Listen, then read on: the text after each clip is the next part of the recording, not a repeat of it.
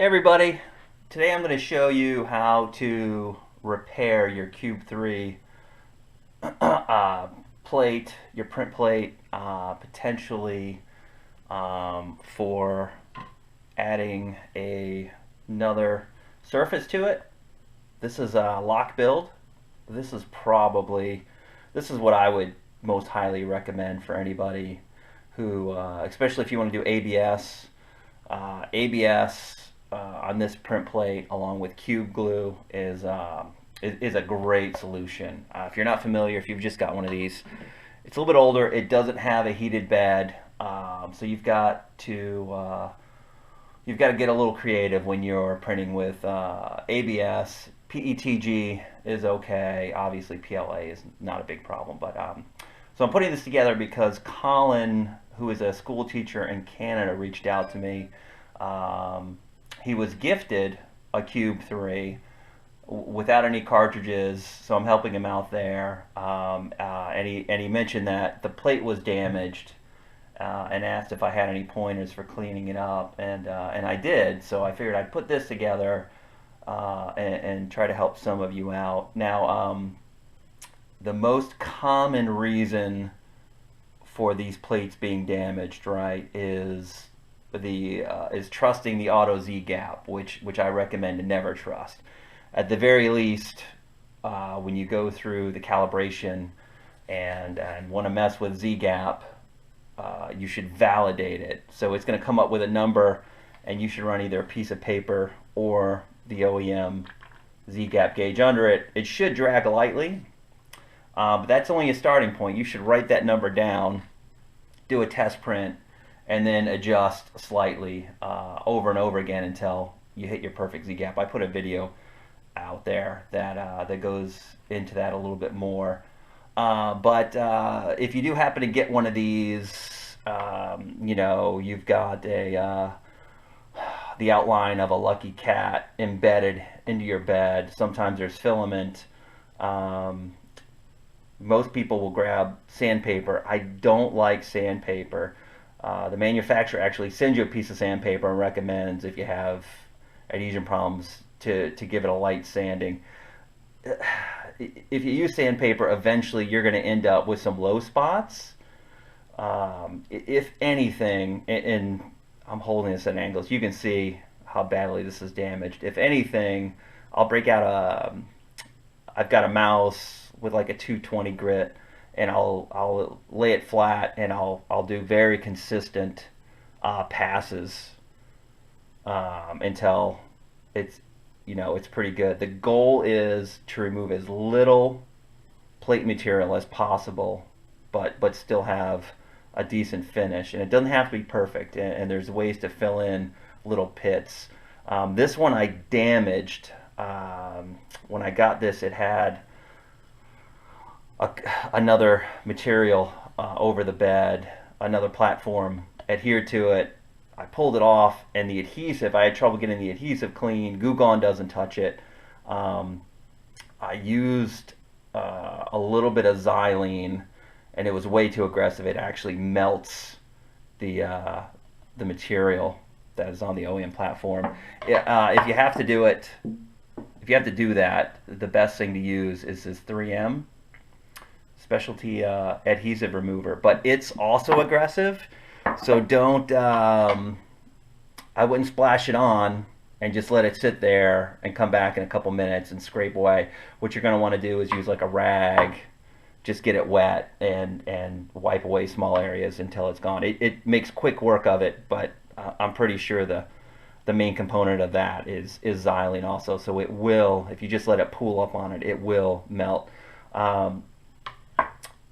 Once you've got it fairly clean, out on Thingiverse, I have this little jig here that will, if you're OCD like me, right, you want that LokBuild plate just to line up perfect.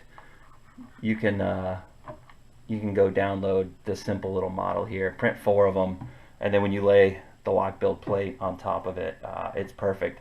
So if I was starting off new, first thing I would do is clean this very well with some dish soap, hot water and a green scrubby, right? Make sure that any residue of glue or anything else I can pull up is gone. And then I would clean whatever adhesive is on there if I needed to with that 3M adhesive remover.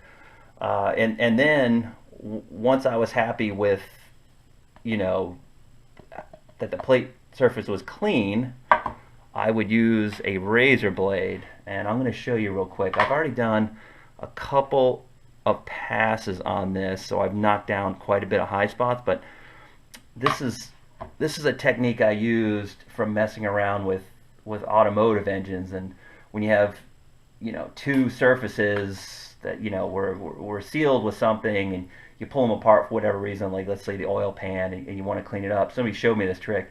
Use a razor blade, hold it perpendicular, and scrape along both, and it makes short work of it. For this, I like to just hold it to the surface and just drag it, just applying just a little bit of pressure, and you know, kind of like mowing the grass, you're going to overlap just a little bit as you do a full swipe here. And so that's one pass, and then I like to do the same. I turn it 90 degrees, and just did another one here.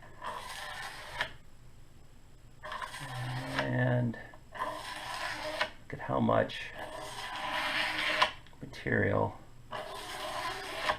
is coming off with very little effort.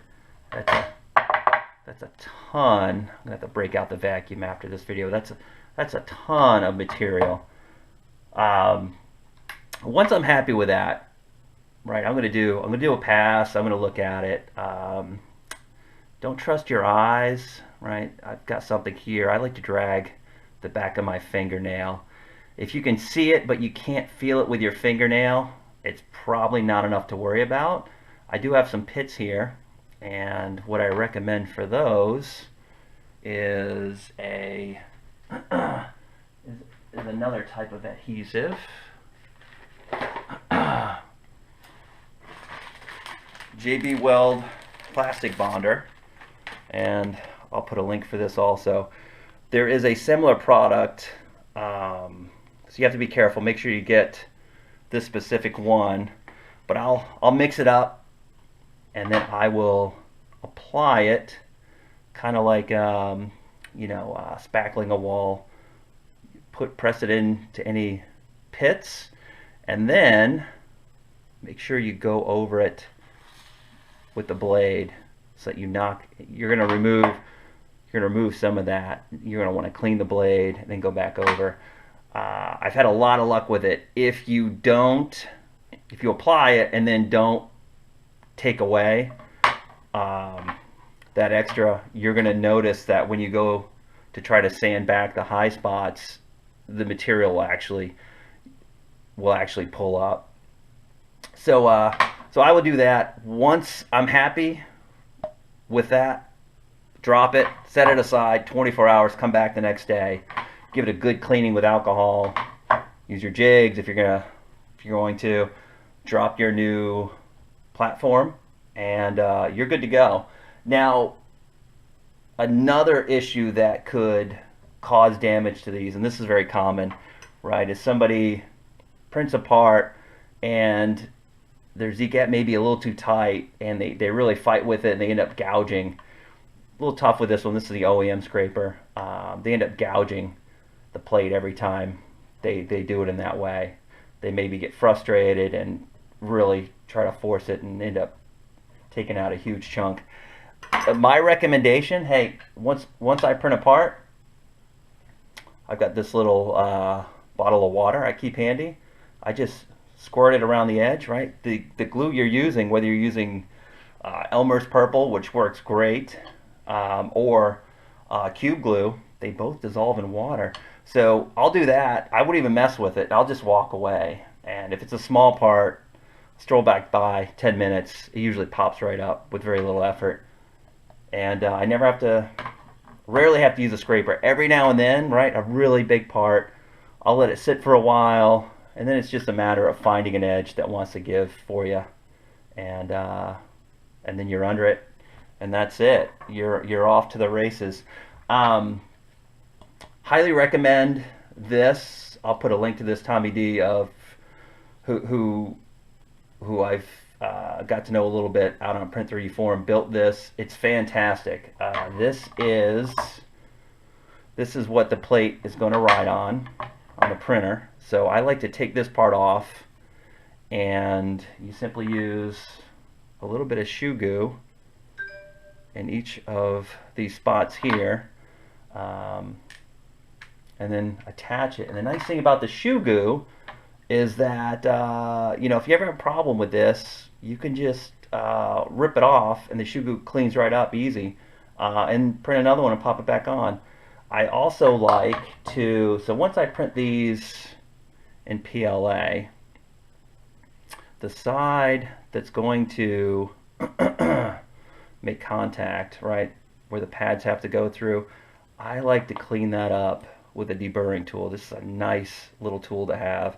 I'll give it a few whirls, remove just a little bit of material there, so I never have to worry about, when this is coming together, an edge may be sticking up, you go to print, and suddenly you're carving your print job into a piece of material. If you've got one of these that has some embedded filament, and you've gone through and you're happy with everything, with the finish, you're confident that it's smooth enough so that you can either use it or put a platform on it, but it still has filament embedded, don't worry about it. Just leave it. If you're gonna just print to the plate as is, eventually you'll print something that simply pulls that up, and you'll have a little bit of an imprint there, but something that's easily correctable using this little trick here. So I hope that's helpful. Colin, good luck. If I love supporting STEM programs, so if you're watching this and you need help, please do not hesitate to reach out. I think these are great printers for classrooms. Now, the one negative is they're a little loud, right? Newer printers, they have better drivers, and they're really, all the motion is really quiet. So it's a little loud. You probably don't want it directly in the classroom, but great around kids. It's going to be very difficult for them to burn themselves. There's no heated plate. The software is super easy to use. If you get them into complex assemblies, they're making multiple parts that have to fit together. The dimensional accuracy on this printer is very high. It's a very high quality printer. They're gonna be able to do that with very little post-processing effort. Great printer for the school. You can get one close to free, maybe free, that needs a little bit of work, or a great bargain. So I highly recommend it. For anybody that applies this to their bed and pulls this off, when you put it back on, everything on this printer has really tight tolerances. You want to make sure the belt is caught there, and it's over as square as you can. And when you put these bolts back in, you're going to want to tighten them until you'll know they fully seat. You're going to think they're there, and you're going to go back again, and the tolerances are so tight that you'll find it falls a little bit more. So make sure you snug that up properly, or you're gonna be scratching your head. What the hell happened to my Z gap? So I hope that's helpful. I'm gonna grab the vacuum and clean this mess up. I'll probably give this maybe 3 or 4 more passes. Fill these little divots, slap LokBuild on it, and that'll be good to go. Thanks, everybody.